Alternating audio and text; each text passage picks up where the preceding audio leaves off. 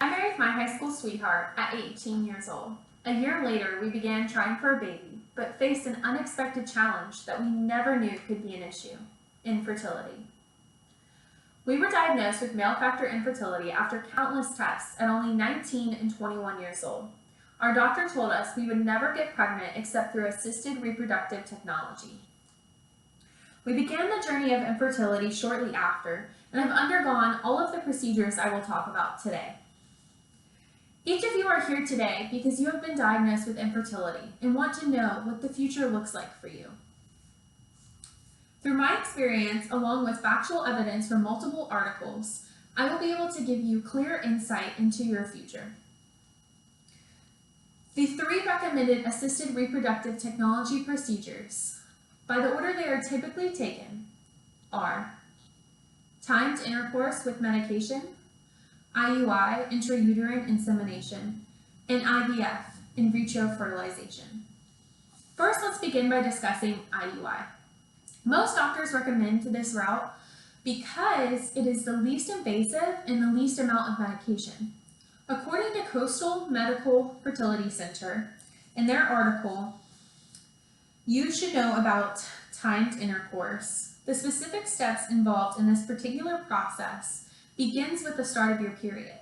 After you start your period, you will go in for a baseline ultrasound. Based on your results, your doctor will determine when you start your medications and will continue to monitor you with ultrasounds and blood work.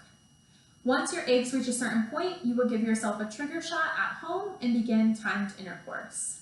If timed intercourse does not work out and you do not fall pregnant, you will move on to the next step, IUI, intrauterine insemination. Following the previous procedure, IUI is typically the next step in attempting pregnancy, as it adds a medical procedure in replacement of intercourse, in addition to medication and monitoring.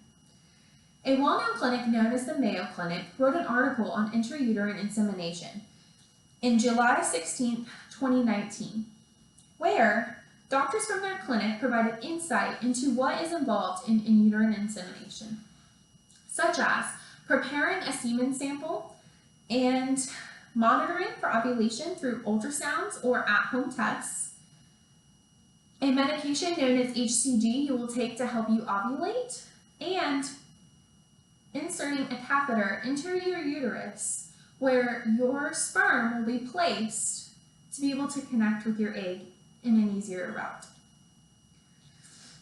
This procedure is conducted at your doctor's office. You are awake for it, and it will only take about 20 minutes, and then you are allowed to go home.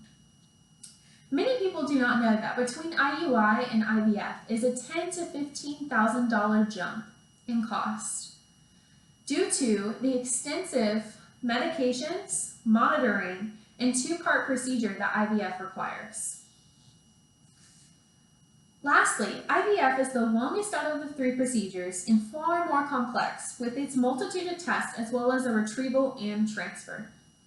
Referring back to the Mayo Clinic, who provided another article in regard to the process of IVF in June 2019, this route of IVF involves starting with testing of the sperm and ovarian reserve, ultrasounds and blood work, your retrieval of your eggs, followed by the insert by the embryologist of the sperm into the egg and or placing the sperm in a petri dish with the egg in order for it to connect on its own. Shortly after, you will either have a fresh transfer a few days later or a frozen transfer a few weeks later. IVF is far more invasive as it involves going under anesthesia for the retrieval and having a catheter once again inserted into your uterus to place the embryos for the transfer.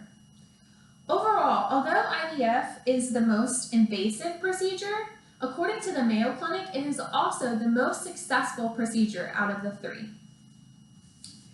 In closing today, we reviewed what procedures you may undergo during infertility: timed intercourse, IUI, and IVF. Gretchen Livingston, senior researcher for Pew Research Center, reported since 1996 more than 1 million U.S. babies have been produced through assisted reproductive technology. My husband and I were granted one of these babies, and fell pregnant in March of 2021. We appreciate you being here today and are so grateful for the opportunity to be able to speak with each of you in regards to infertility. Thank you.